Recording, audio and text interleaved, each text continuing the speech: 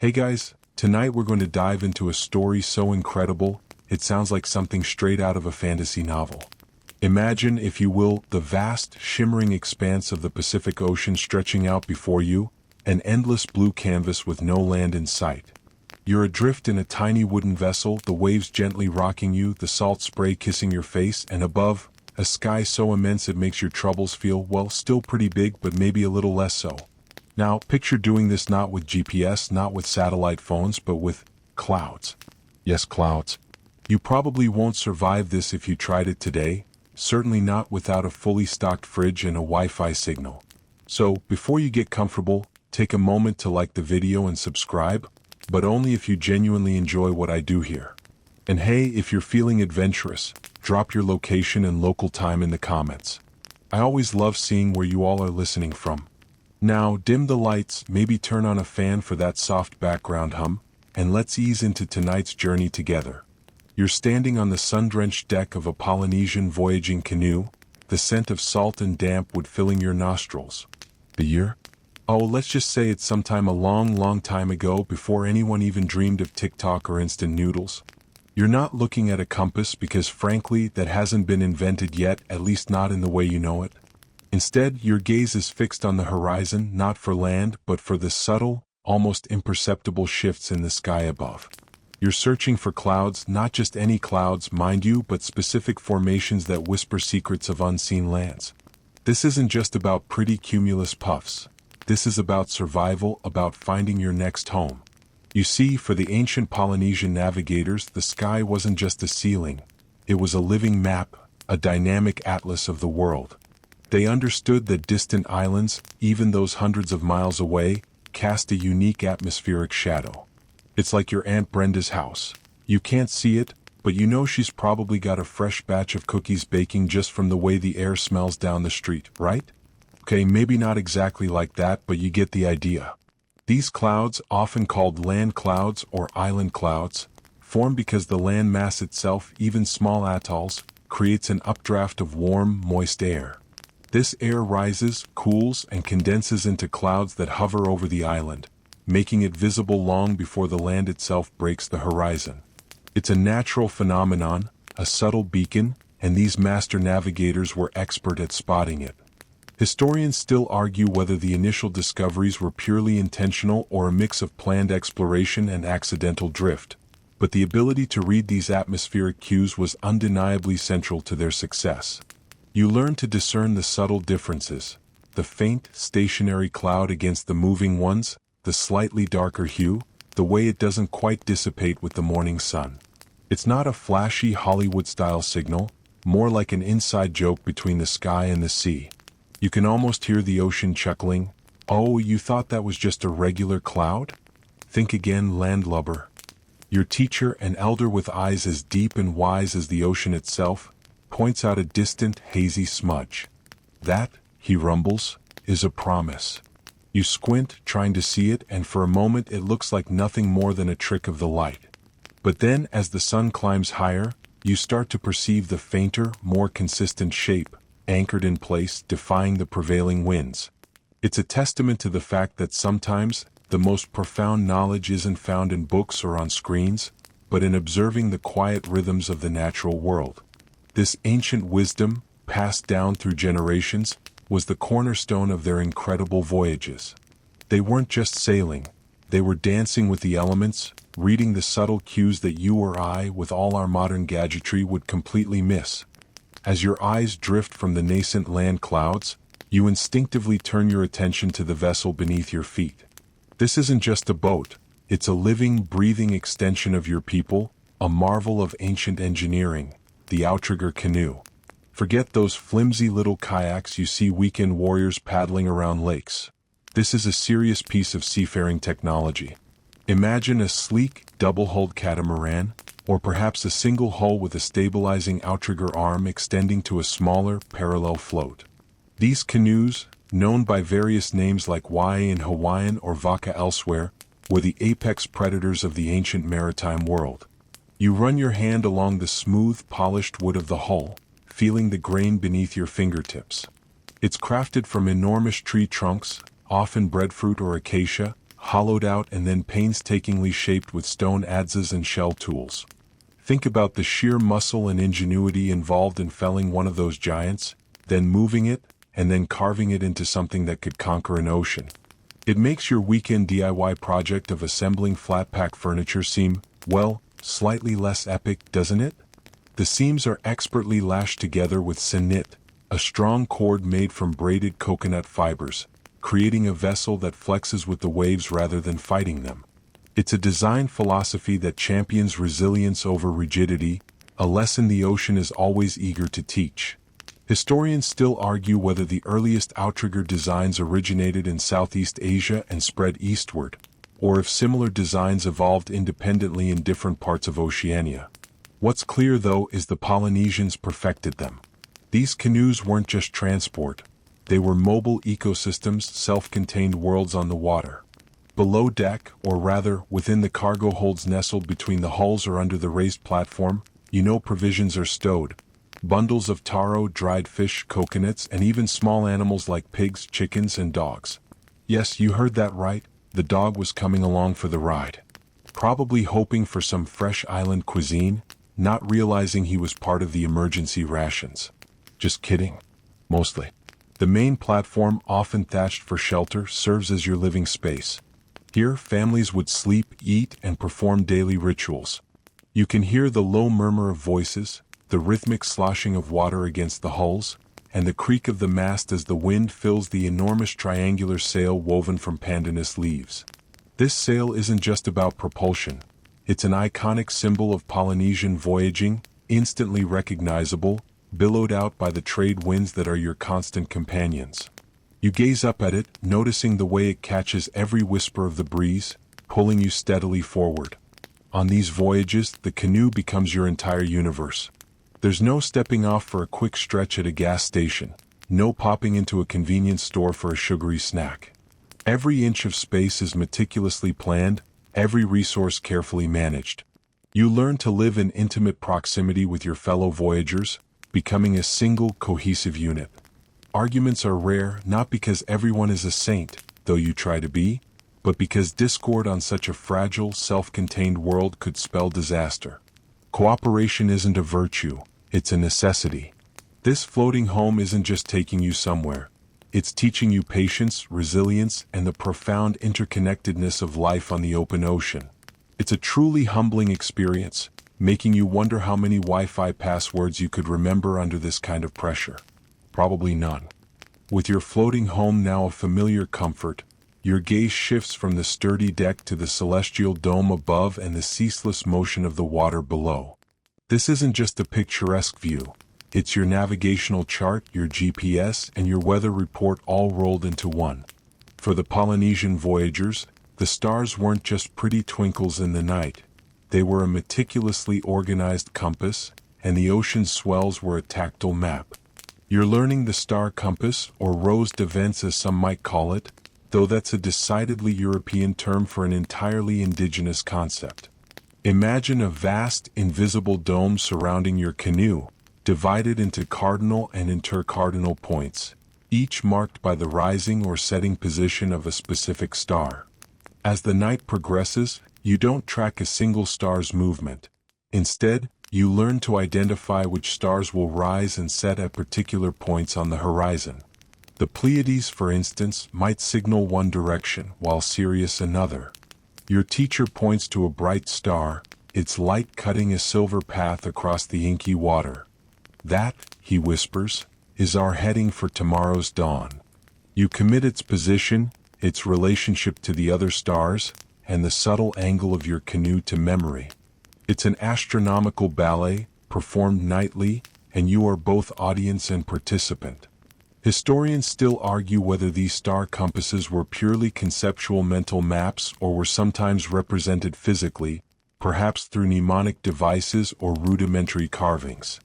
But navigation isn't just a nighttime affair.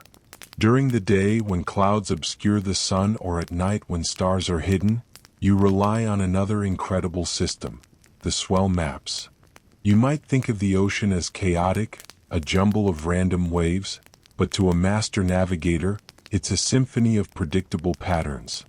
You learn to feel the subtle underlying rhythms of the major ocean swells, long, deep waves generated by distant storms or prevailing winds, which can travel thousands of miles across the Pacific. These primary swells maintain a consistent direction, even when local wind waves ripple the surface. You feel the canoe lift and fall not just from the immediate choppy waves, but from a deeper, more profound surge. Your mentor explains how different islands, even those far out of sight, create unique refraction patterns as these swells encounter and bend around them. It's like feeling the echoes of land through the water, a form of maritime echolocation. You lie on the deck, your body attuned to every subtle undulation, discerning the main swell from the cross swells, noting where they intersect, where they cancel each other out, and where they rebound. A specific pattern might tell you there's an island directly ahead, while another could warn you of land far to your left. It sounds impossible, doesn't it? Like trying to read a book with your feet. Yet, it's a proven fact that these navigators could feel the presence of land through their understanding of swell refraction. One quirky tidbit: some Pacific Islanders, particularly from the Marshall Islands, even created intricate stick charts, physical representations of islands and swell patterns, to teach these complex principles. This knowledge isn't taught in a classroom. It's absorbed through years of observation, through feeling the ocean in your bones, through the endless repetition of journeys. It's a blend of hard science, keen observation, and an almost mystical connection to the natural world. And honestly, it makes your smartphone's GPS seem a little boring, doesn't it? No apps, no batteries, just an ancient, profound wisdom connecting you directly to the pulse of the planet. Equipped with your profound understanding of the stars and the swells, and sailing aboard your meticulously crafted canoe, you now turn your thoughts to the earliest chapters of this incredible saga, the story of island hopping. Before the grand, audacious leaps across vast, empty stretches of ocean, there were the smaller, perhaps less dramatic, but equally vital steps of colonizing the nearer islands.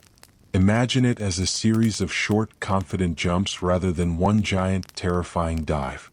You picture the earliest Polynesians, perhaps still in the western Pacific, looking out from their home islands. The horizon isn't entirely empty. There's often a faint smudge of land, a dark line promising new resources, new fishing grounds, new places to grow their crops. These initial migrations weren't necessarily about grand exploration into the unknown but about expanding outwards, driven by population growth, a desire for fresh resources, or perhaps even inter-island conflict. It's a bit like when your family decides to expand into the spare bedroom because Aunt Carol's vintage doll collection has finally taken over the living room. You don't know exactly what you'll do with the space, but you know you need more space. You recall tales passed down through generations, stories of canoes setting out for what seemed like just a day's paddle, only to find themselves pushed slightly off course by an unexpected current, or drawn by the alluring sight of a promising cloud formation. And then voila, a new island appears. Historians still argue whether these initial discoveries were primarily intentional, systematic expansions or more often the result of accidental drift voyages, where canoes were blown off course and stumbled upon new lands. It's probably a blend of both, a testament to both meticulous planning and incredible luck. After all, if you're going to get lost, might as well get lost somewhere beautiful with fresh coconuts. You feel the gentle rhythm of the canoe, not yet the relentless, hypnotic beat of the deep ocean, but a more familiar sway. These shorter voyages allowed for experimentation, for refining techniques, for testing the seaworthiness of new canoe designs. It was a learning curve played out over centuries. They would arrive, assess the island's viability, and if it proved suitable, a small group might stay to establish a new settlement, while others returned to share the news and bring more people and essential supplies. It was a gradual, methodical spread, like ripples in a pond, each new island becoming a stepping stone for the next. One quirky tidbit about these earlier, closer voyages. Some archaeological evidence suggests that on certain islands, there were multiple waves of settlement, indicating that initial exploratory parties might have deemed an island unsuitable and returned, only for later groups to try again, perhaps with different resources or better strategies. It's the ancient equivalent of deciding a restaurant isn't for you, only to give it another shot a few years later when they've changed the menu. This iterative process, this constant assessment and adaptation was crucial. Each successful hop built confidence, honed skills, and deepened their understanding of the vast watery world they inhabited.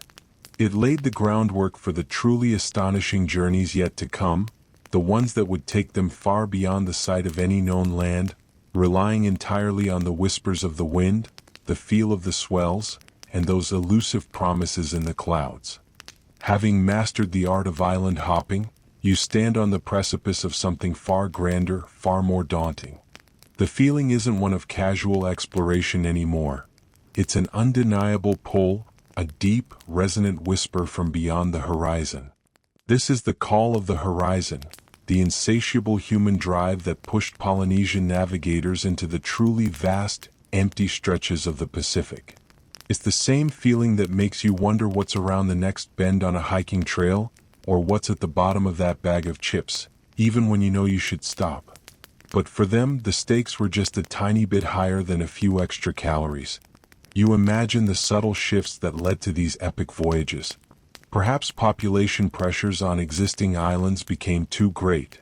Maybe a particularly adventurous chief sought to establish new territories, or a series of strong storms hinted at fertile lands in an unexpected direction. Whatever the catalyst, the decision to embark on these truly long-distance journeys was not taken lightly. It was an act of profound courage, a leap of faith into a world without maps, where the only guides were ancestral knowledge and an unwavering belief in their own capabilities. You feel a flicker of that adventurous spirit within you. It's the spirit that sees a vast, empty ocean and doesn't see a barrier, but an invitation. For these navigators, the Pacific wasn't an obstacle. It was a highway, a network of currents and winds waiting to be understood and utilized. They weren't just fleeing something. They were drawn to something. The promise of new life, new resources, and the sheer thrill of discovery. Historians still argue whether religious or spiritual motivations played a significant role in inspiring these audacious voyages, alongside more pragmatic concerns like resource scarcity. It's likely a rich tapestry of all these factors. There's a subtle, almost primal urge to push boundaries, to see what lies beyond what's known. Think about how many times you've Googled, "What's the furthest place I can drive in one day?" It's that same innate curiosity, but amplified by 1,000 degrees, with your life on the line. One quirky tidbit. Some theories suggest that a massive El Niño event, bringing unusual wind and current patterns, might have facilitated some of the earliest long-distance voyages by creating a temporary, favorable superhighway across otherwise challenging sections of the ocean. Imagine getting a cosmic push in the right direction. So, as you stand on the deck, watching the last familiar island fade into the distant haze, there's no turning back. The wind fills the pandanus sail, pulling you steadily into the blue void. You are no longer just an island dweller. You are a wayfinder, a pioneer, part of a grand human experiment to connect the dots on a watery planet. The call of the horizon is a siren song, promising both peril and unparalleled reward. And you, with your ancestral knowledge and a healthy dose of courage, are answering it. The journey ahead is long, uncertain, and demands everything you have, but the lure of the unknown is simply too strong to resist. Now, with the vast, beckoning ocean stretching before you, the abstract idea of the call gives way to a very concrete, very practical reality: provisioning for the void. You can't just sail off into the sunset with a pocket full of dreams and a half-eaten bag of chips. No, surviving weeks, even months at sea requires meticulous, almost obsessive preparation. Think of it as the ultimate camping trip, except your campsite is constantly moving, and there's no convenience store just over the next dune. You recall the weeks leading up to departure. Every available hand was involved.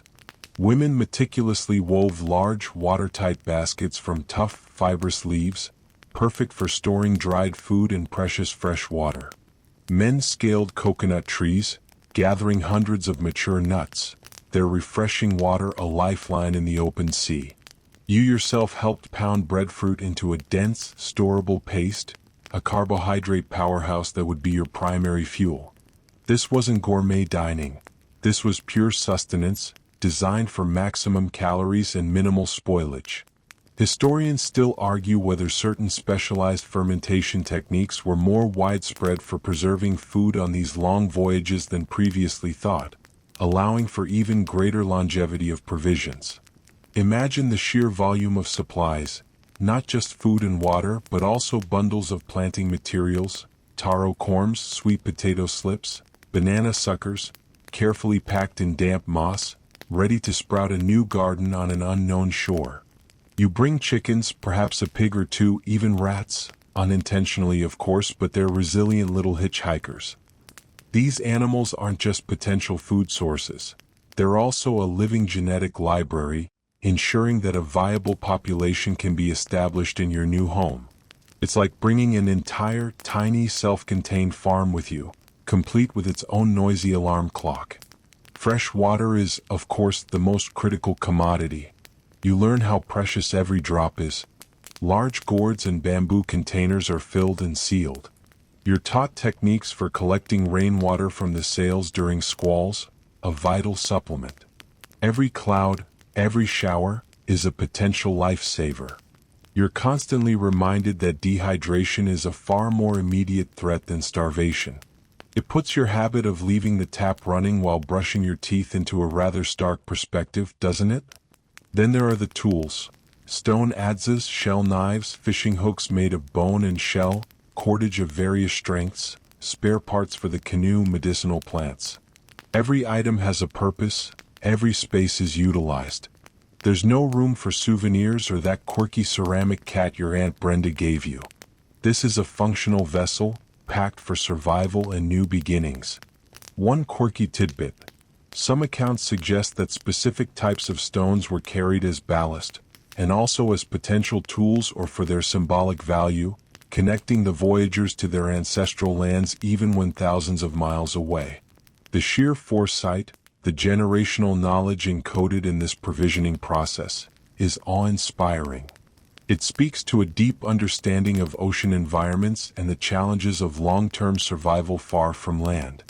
As the canoe pushes deeper into the blue, you realize that your survival and the future of your people rests not just on your navigational skills, but on the careful planning and resourcefulness that went into every single item packed aboard your floating home. As days turn into weeks, and the endless expanse of blue becomes your default reality, your focus shifts from what's beneath you to what's above and around. You've mastered the star compass and learned to feel the ocean's pulse, but now a new set of living navigators comes into play, the birds. You're not just sailing, you're following the birds' path, interpreting their movements as vital clues to unseen land. You awaken with the first hint of dawn, the sky a delicate blush of pink and orange. Your eyes, now accustomed to scanning distant horizons, immediately search for telltale signs. You're looking for seabirds, but not just any seabirds. You're specifically searching for species that are known to roost on land, species that don't sleep bobbing on the waves like many pelagic birds. The sight of a frigate bird, with its distinctive long forked tail and angular wings, soaring high above your canoe is a moment of quiet excitement. These birds are renowned for their incredible soaring ability and their habit of flying out great distances to feed during the day, but always returning to land by nightfall. If you see them heading steadily in one direction in the morning, and then returning the same way in the evening, you know there's land in that direction. It's like spotting someone leaving their house for work and then returning home. You know where their house is, right? Just a slightly larger scale here. You learn to differentiate between various bird species and their flight patterns. A booby or a tern, for instance, might not fly as far from land as a frigate bird, suggesting that if you see them, land is much closer. On the other hand, the vast majority of birds you see out here are pelagic, true ocean wanderers like albatrosses and petrels, which can spend years at sea without touching land. You quickly learn to ignore these tireless travelers. They're just enjoying the cruise, not leading you to a new home. One quirky tidbit. Some Polynesian voyagers were said to carry captive birds on board, releasing them when they suspected land was near, hoping the birds would fly towards it and then return, thus confirming the direction. It's the ancient equivalent of sending out a drone, only feathered and slightly messier. Historians still argue whether the presence of specific bird species was a primary navigational technique or more of a secondary confirmation for navigators who already had a strong sense of direction from other cues like swells and stars. Regardless, the consensus is that bird observation played a crucial role. You spend hours simply watching, tracking, and noting the subtle shifts in their flight paths. Sometimes a flock might veer suddenly, indicating a change in wind or a patch of good fishing, but when they maintain a steady course, especially at dawn or dusk, your hopes and your canoe follow their lead. The sheer patience required is immense. It's not about immediate gratification. It's about persistent observation, day after day, week after week. Each bird becomes a tiny feathered compass needle, silently pointing the way. And as you watch a lone booby disappear into the distant haze, you feel a renewed sense of purpose. The ocean may be vast and empty, but it's not silent. It speaks in the language of clouds, of swells, and of the tireless wings of its feathered inhabitants, guiding you toward your elusive destination. As the sun dips below the horizon and the birds, if any were spotted, retreat to their unseen roosts, your attention shifts downward, not just to the stars, but to the very fabric of the ocean itself. You're learning to read the ocean's murmur, to interpret the subtle, almost imperceptible changes in the water that betray the presence of land long before it's visible. This is where the ocean truly becomes your most intimate guide, whispering secrets only those attuned to its language can hear. You spend hours, days, simply feeling the canoe's motion, observing the water around you. The major swells, as you remember, are your compass, but now you're looking for something far more subtle: the altered behavior of waves as they interact with submerged reefs or distant landmasses. Imagine throwing a pebble into a still pond and watching the ripples. Now imagine those ripples encountering a barely submerged rock. They'll change, subtly, perhaps a slight shift in their crest, a minor alteration in their direction. That's what you're looking for on a grand scale. You learn to spot the faint land swell, a secondary set of swells that can be generated by an island and travel outward, often at an angle to the main ocean swell. These are incredibly subtle, often only discernible by a master navigator who can feel the nuanced shift in the canoe's roll and pitch. It's like trying to pick out a single violin in a symphony orchestra, but your life depends on it. Historians still argue whether the ability to detect these extremely subtle land-generated swells was truly a widespread skill among all Polynesian navigators or a highly specialized one practiced by only the most elite. Regardless, it speaks to an astonishing level of sensory perception and experience. Beyond swells, you're taught to look for changes in the color of the water. Deep ocean is an inky, almost terrifying blue, but as you approach a shallow reef or an island, the water might lighten to an aquamarine or a turquoise. You also watch for marine life, schools of fish, different species of jellyfish, or even floating debris that might indicate proximity to land. A peculiar change in the presence of certain types of seaweed or algae can also be a telltale sign. One quirky tidbit: some navigators were said to be able to detect the faint, unique scent of land, a mix of vegetation, earth, and perhaps even volcanic gases, carried on the wind over incredible distances. It sounds like something out of a fantasy novel, doesn't it? But consider how keen your sense of smell becomes when you're deprived of many other sensory inputs for weeks on end. The ocean, in this context, isn't just a surface you sail upon. It's a dynamic, living entity that communicates constantly. You feel the current shift subtly, almost imperceptibly, as it brushes against an unseen landmass. You listen for the distant roar of breaking surf, carried on the wind long before any land is visible. It's a symphony of subtle cues, a language spoken by the sea itself, and you, the navigator, are learning to be fluent in it. This profound connection to the natural world, this ability to extract vital information from the most fleeting signs, is what truly sets these ancient mariners apart. It's an almost meditative state, where your entire being is dedicated to receiving and interpreting the whispers of the ocean. Weeks bleed into months. The initial excitement of departure has long since mellowed into a persistent, gnawing awareness of the vastness surrounding you. This is where the true test begins: the psychological toll of open ocean. It's not just about physical endurance. It's about the relentless mental grind, the battle against despair when the horizon shows nothing but endless blue. Forget your last all-nighter for an exam. This is that, but for weeks, with the added bonus of constant rocking and the very real possibility of becoming fish food. You experience moments where the enormity of your undertaking truly hits you. Days blend into a monotonous rhythm of sun, sea, and sky. The novelty of the star compass fades a little, replaced by the crushing weight of repetition. You might find yourself staring out at the identical waves, one after another, until your eyes ache and your mind starts playing tricks. Is that a cloud or a faint land mass?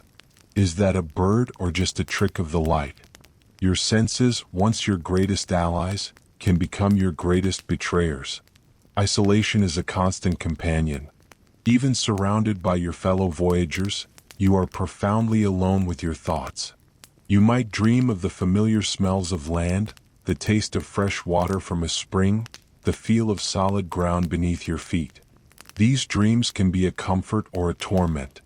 Historians still argue about the prevalence of specific rituals or psychological coping mechanisms employed by Polynesian navigators to combat the immense mental strain of these long voyages, beyond simply relying on community and shared purpose. It's a fascinating area of speculation. There's the constant worry. Are you on course? What if the birds are wrong?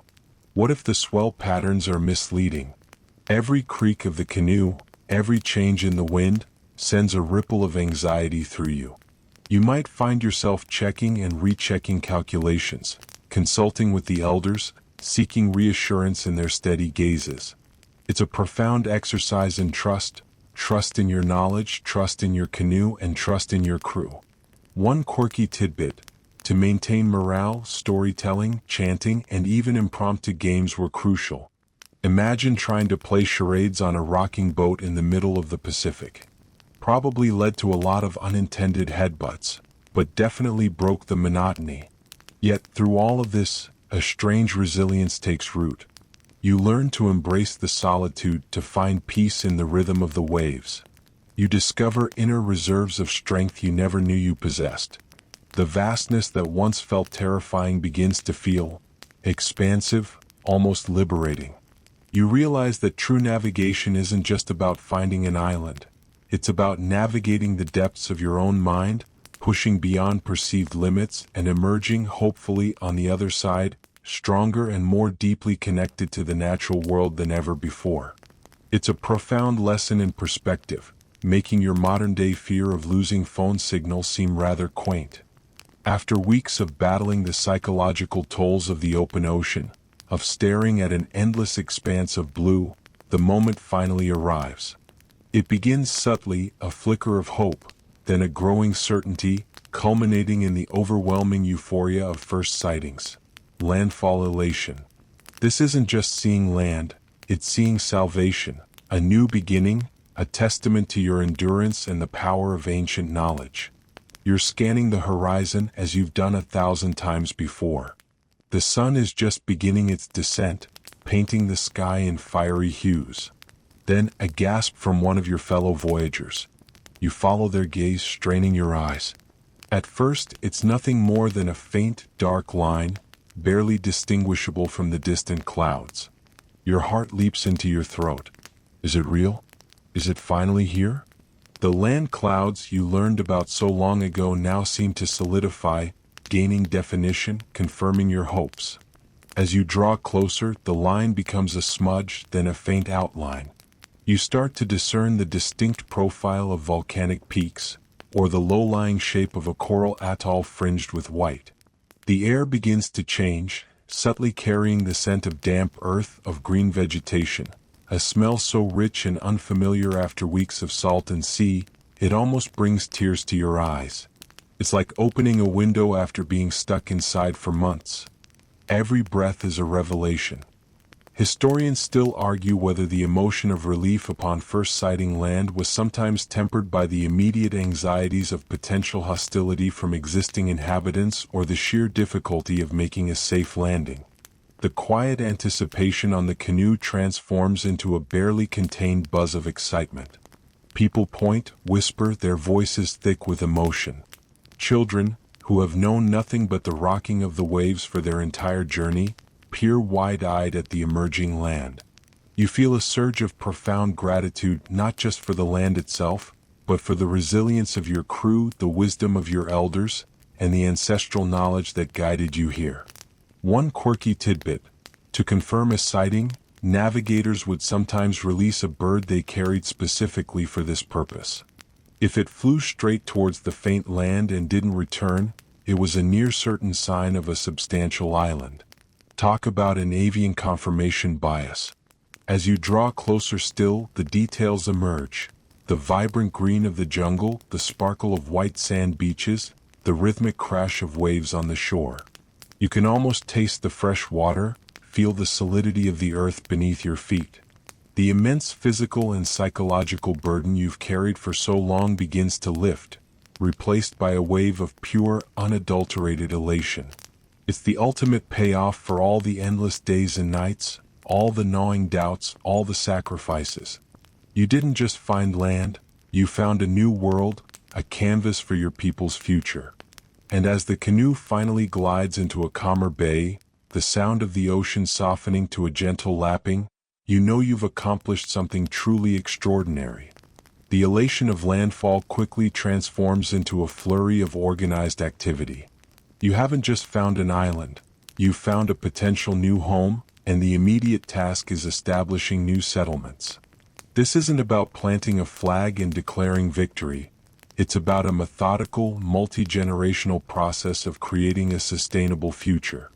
It's like moving into a new apartment, except your apartment is an entire island, and there's no IKEA nearby. As the canoes are carefully beached or anchored in the calmer waters of the bay, the first wave of voyagers springs into action. Scouts fan out, assessing the immediate environment. You're looking for fresh water sources, crucial for survival. Is there a stream? A spring? A natural depression that collects rainwater?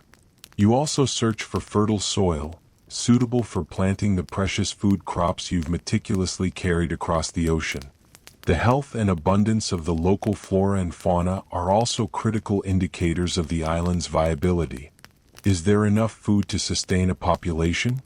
Are there any immediate dangers like aggressive predators? Though, thankfully, most Polynesian islands were relatively free of large, dangerous land animals. While the scouts are away, others begin the laborious task of unloading supplies. The carefully packed bundles of taro, yams, and breadfruit slips are gently brought ashore, destined for their new life in this alien soil. The pigs, chickens, and dogs, perhaps a little wobbly after their long sea voyage, are carefully ushered onto solid ground.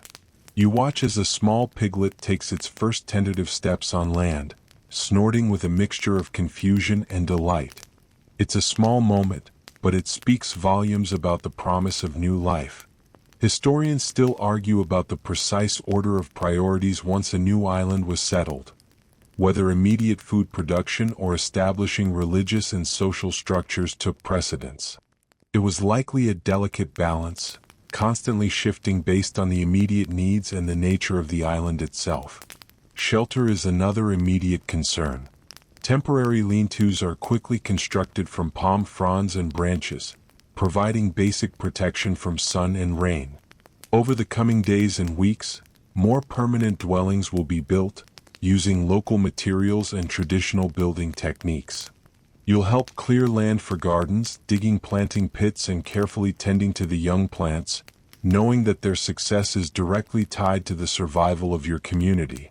It's a collective effort, a testament to the strong communal bonds forged during the arduous journey.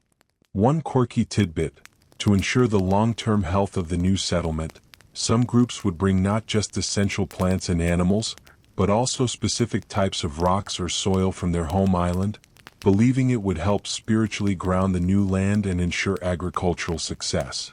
It's like bringing a little piece of home with you just in case the new place needs a bit of familiar magic. Every task, no matter how small, is imbued with purpose and a sense of shared destiny. You are not just building houses, you are laying the foundations for a new society, planting the seeds of a future generations will inherit. With the initial chaos of landfall settling into a rhythm of daily tasks, you quickly realize that simply arriving is only half the battle. The real challenge is adaptation and resourcefulness. This new island, no matter how promising, presents its own unique set of challenges and opportunities. You can't just import your old ways of doing things. You have to learn, innovate, and sometimes improvise with startling ingenuity. It's like moving to a new country and realizing your preferred brand of tea isn't available, so you have to invent a new, equally delicious tea. Only, for survival. You learn to identify the native plants and animals, figuring out which are edible, which are poisonous, and which can be used for tools or building materials. The island might be rich in coconuts, but perhaps lacking in certain root crops from your homeland, forcing you to develop new agricultural techniques or adapt existing ones. You might discover new types of fish in the surrounding waters, requiring new fishing methods or trap designs. It's a continuous process of trial and error, observed over generations. Your elders, ever watchful, guide this process, drawing on their vast accumulated knowledge but also embracing new discoveries. Imagine the sheer ingenuity involved. If a certain type of stone for adzes isn't available, you learn to work with different volcanic rock. If a traditional lashing material is scarce, you discover a new vine or fiber that serves the purpose. This constant problem-solving fosters incredible innovation. You might even find yourself developing entirely new tools or modifying existing ones to suit the unique characteristics of this new environment. Historians still argue about the extent to which these adaptation processes led to significant cultural divergence between different Polynesian island groups over time, with each island developing unique solutions to similar environmental problems. One quirky tidbit you learn is about the resourcefulness with water. On some islands, where fresh water sources were scarce, people developed incredibly clever systems of rock catchments and even excavated large, lined pits to collect and store rainwater, sometimes for months. It's a level of water conservation that would make modern environmentalists weep with admiration. And remember that crocodile dung sunscreen? Well, hopefully you won't need that here, but it perfectly illustrates the point of using what's available. You also learn the rhythms of the island itself. The prevailing winds, the seasonal rainfall, the spawning cycles of fish, the best times for planting and harvesting. This intimate understanding of your new home isn't just about survival. It's about thriving, about building a sustainable community that lives in harmony with its environment. It's a continuous conversation between human ingenuity and natural forces, a dance of give and take. As you clear land, build shelters, and cultivate new gardens, you're not just conquering a new land, you're becoming a part of it, subtly shifting your ways to match its unique pulse. This profound ability to adapt, to innovate, and to make the most of whatever nature provides is a defining characteristic of the Polynesian people, a legacy that continues to inspire. Having poured your heart and soul into establishing a new settlement, a new and equally daunting challenge emerges for some: the reverse voyage, returning home. For many, the new island became their permanent home, the place where their ancestors would rest. But for others, particularly the initial explorers or those tasked with reporting back, the journey wasn't complete until they had returned to their origin island, closing the circle of discovery. This isn't just a simple U-turn. It's a whole new set of navigational puzzles, often against different winds and currents, making it, in many ways, even more challenging than the outbound trip. You stand on the shore of your newly established home, waving goodbye to a canoe departing for the return journey. They carry news of your success, perhaps samples of new plants or resources, and the living proof of a new island found. But their task is immense. The very trade winds and currents that might have gently pushed them westward on the outbound journey are now headwinds, demanding greater effort, more nuanced sailing, and an even deeper understanding of the ocean's intricate patterns. It's like trying to row upstream after floating effortlessly downstream, only the stream is an entire ocean. Navigating against prevailing winds means more tacking, more precise manipulation of the sails, and a constant battle against drift. You recall how your teacher emphasized the importance of observing not just the stars for direction, but also the sun's precise position at various times of the day, compensating for its seasonal shifts. They would have to be incredibly adept at finding and holding favorable current lines, or even deliberately sailing to a different latitude to catch a more advantageous wind pattern. Historians still argue about the frequency and success rates of these deliberate two-way voyages, with some suggesting many initial discoveries were one-way trips, while others point to strong evidence of regular return journeys for trade and communication. The psychological toll for the return voyagers might be even greater. There's no promise of new land to sustain hope, only the familiar, sometimes tedious, journey back to what they already know. They carry the immense responsibility of bringing vital information home, of proving that their perilous journey was a success. One quirky tidbit about these return voyages. Some traditions speak of navigators using fishing lures, or bait specifically designed to attract certain deep-sea fish known to inhabit the waters near their home islands. If they caught these specific fish, it was a confirmation that they were in the vicinity of their origin. It's an ancient, biological homing device.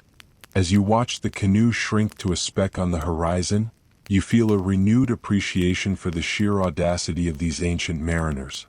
To not only find a needle in a haystack, but then to turn around and find the exact same haystack again, thousands of miles away, relying solely on nature's subtle cues. It's a testament to their unparalleled navigational prowess and their unyielding determination.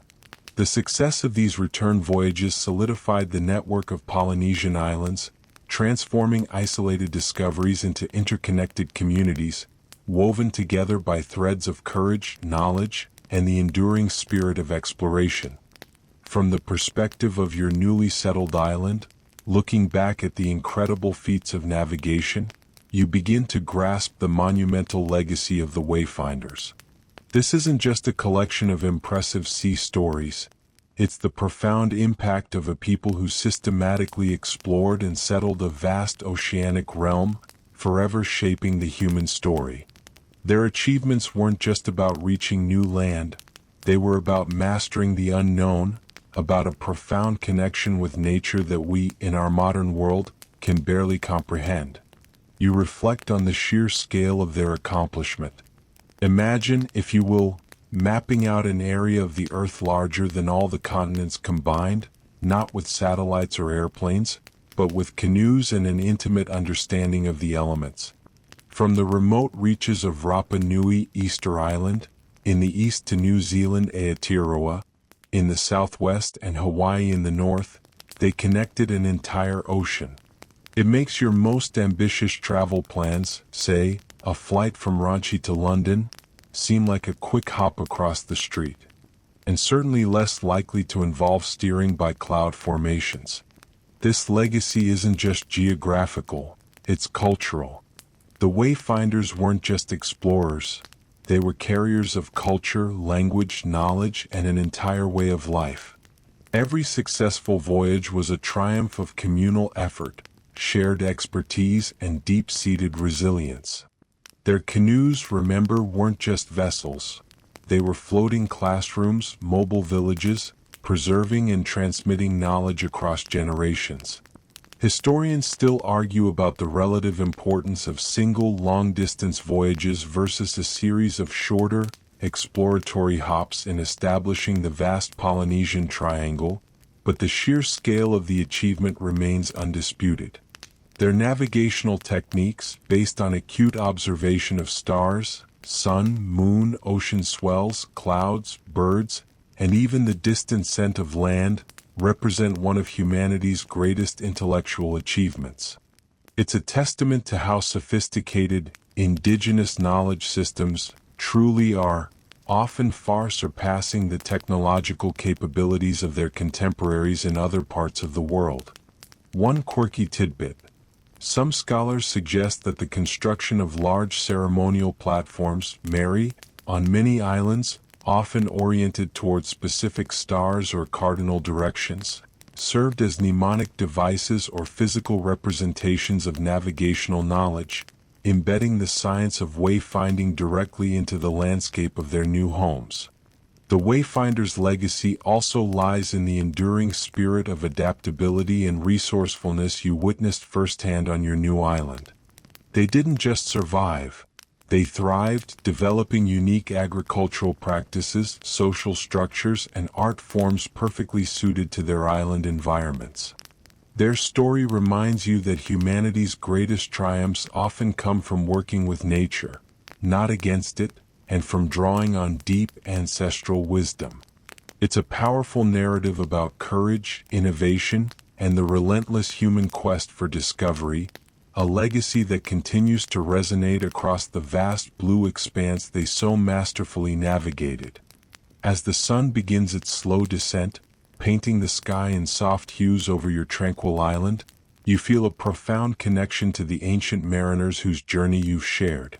Their story isn't just history, it has powerful modern echoes of ancient journeys, resonating in surprising ways even today, making you feel as connected to them as you are to your neighbor. Perhaps even more so, considering you probably don't know your neighbor's preferred cloud reading techniques. You've probably seen images of impressive, traditionally built voyaging canoes, like Glee sailing the Pacific. These aren't just museum pieces. They're living testaments to the ancient wayfinders, meticulously reconstructed and sailed using only traditional navigation techniques. These modern voyages, undertaken by groups like the Polynesian Voyaging Society, are a powerful resurgence, a reclamation of ancestral knowledge that was almost lost. They prove unequivocally that the old ways work, that the star compass, the swell maps, and the reading of clouds are not myths, but profoundly accurate sciences. It's like finding out your great-great-grandmother's secret family recipe for biscuits actually produces the best biscuits you've ever tasted, even without all those fancy kitchen gadgets. These modern voyages serve multiple purposes. They are educational tools, inspiring new generations to connect with their heritage and the ocean. They are platforms for cultural exchange, fostering understanding and collaboration across the Pacific and beyond. And perhaps most importantly, they are powerful symbols of cultural pride and resilience. They remind us that the human spirit, when guided by knowledge and a deep respect for the natural world, is capable of extraordinary feats. Historians still argue about the extent to which these modern reconstructions truly replicate every nuance of ancient techniques, but their overall success in navigating vast distances using only traditional methods is widely celebrated. One quirky tidbit: the navigators on these modern canoes often use a combination of traditional observation and modern safety equipment, like satellite phones for emergencies, just in case a rogue banana peel causes a catastrophic navigation error, but their primary method is strictly non-instrument, relying on the same cues your ancestors would have used. It's a fascinating blend of old and new, showing respect for tradition while acknowledging modern realities.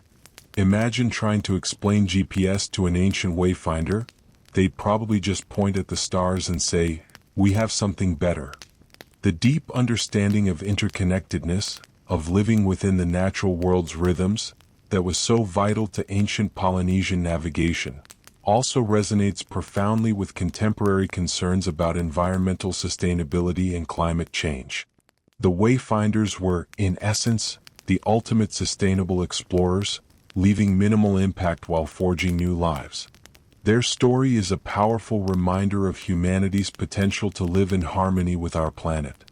As you drift off to sleep tonight, perhaps you'll look up at the clouds, or feel the gentle sway of your bed, and remember the incredible journey of those who followed the clouds to new islands, forever etching their legacy into the vast blue heart of the Pacific.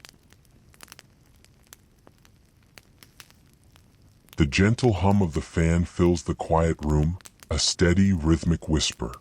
Your eyelids feel heavy now, and the vibrant images of vast oceans and distant stars begin to soften at their edges, blurring into a peaceful haze. The rocking of the canoe, the salt spray on your face, the whispers of the wind, they all recede, leaving only a faint echo in your mind. You are no longer on the open sea, but safely tucked in, the solidity of your bed a comforting presence after such an expansive journey. Let the wisdom of the ancient navigators settle deep within you, a quiet reminder of human ingenuity and resilience. The world is full of wonders, both seen and unseen, and sometimes the most extraordinary paths are found by simply looking up, or by listening to the quiet murmur of the world around you. Rest now, let the currents of dreams carry you gently until morning.